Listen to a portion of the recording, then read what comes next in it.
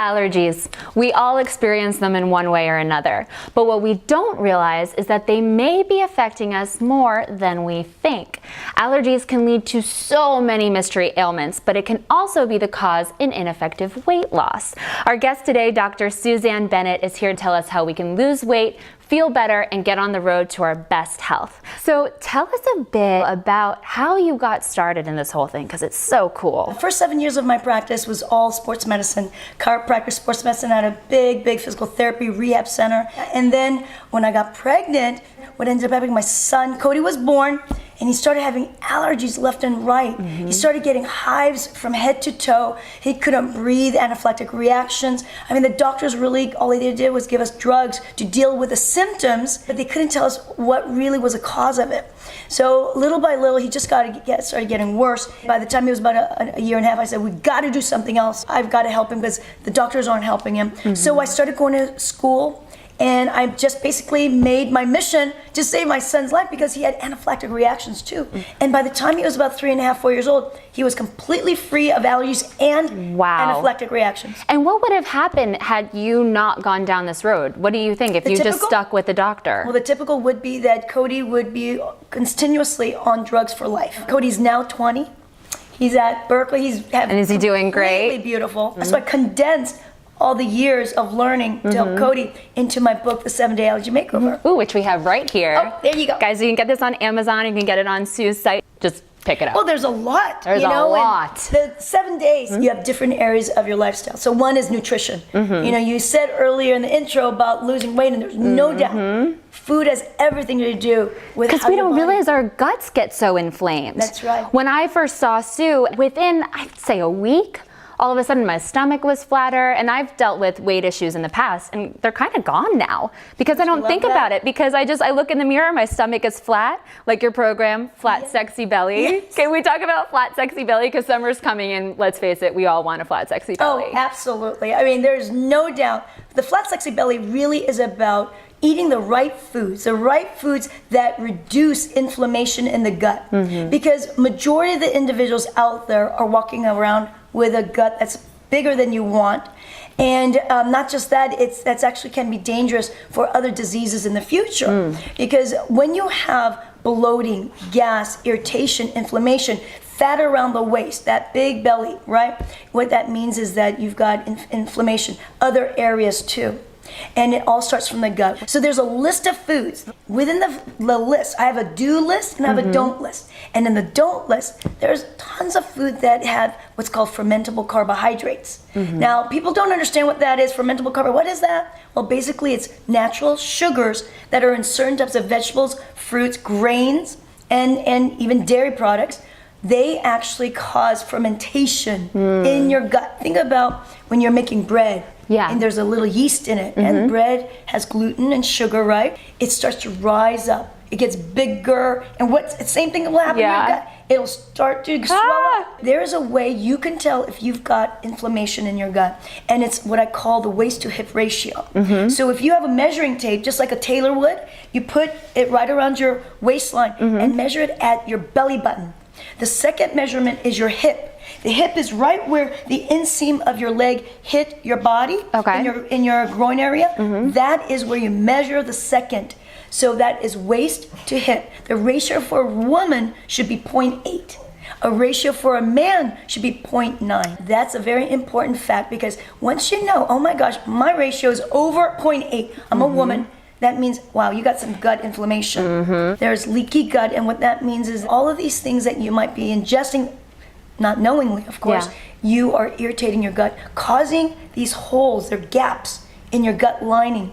And what happens when they have gaps, then food that are undigested could go in, which can trigger hives, rashes, acne, adult acne. So by eating the right foods, eating the foods that are low in fermentable carbohydrates, you're gonna cinch up that waist, reduce that inflammation, tighten up those junctions, and you're gonna have less allergies. Is there a certain food that you see constantly that people, once they cut it out, they immediately start feeling better? What is it? Number one is dairy, because as an adult, after 5 years old, we do not produce the enzyme to break it down. A lot of people, they eat dairy, but then these individuals come in I've got acid reflux. I'm constantly blowing my nose. I've got postnasal drip. I'm snoring. Coughing all the time. I've got rashes like eczema. It's so funny too how it could be such a variety of things Symptoms, yes. for just this one product. One food. So I got sick for about a month and I did every test imaginable. No one could figure out what was wrong with me. Finally, I come to see you within 15 minutes. Guys, 15 minutes. You knew exactly what it was.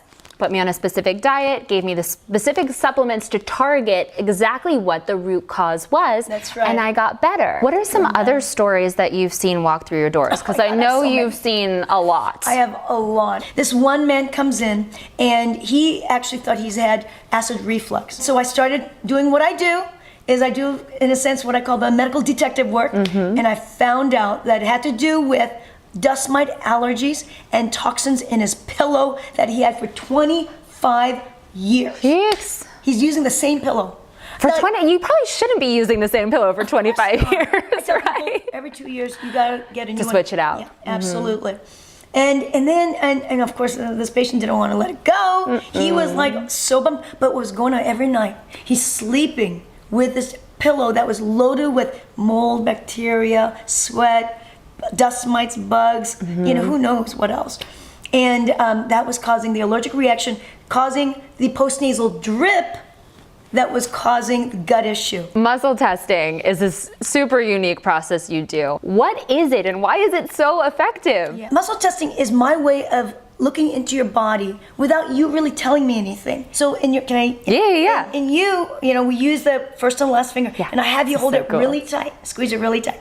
And when you squeeze it really tight, I'm triggering a neurological impulse from your brain to your hand. So when we do allergy testing, I can give you food in your hand, and we can test to see if you're allergic. I have at my office, as you see, I have 4,000 or 5,000 vials that are the energetic patterns of each food, allergies like dog hair and things like that. And that's how I can hone in on what's the root cause of your headache, what's the root cause of your postnasal drip. When I show this to people in the beginning, they're just like, oh my God, this is so bizarre. But when I talk about it as like it's a polygraph test, they read the electricity in your body, and there's a machine that can read it. And the machine can detect whether you're actually lying or not lying, telling the truth or not, or if you're stressed. So when your body is not allergic to it, your body's gonna be strong. Your electrical currents are gonna be in its optimal state. But when you're allergic, and I put, let's say, peanuts and you have a peanut allergy, then your body's gonna weaken naturally. Your nervous system, your autonomic nervous system, your brain, everything goes weaker. I was away on a trip and I came back and I came to see you and you were doing the muscle testing and I wasn't allowed to have raw vegetables. And you said to me, have you had any salads?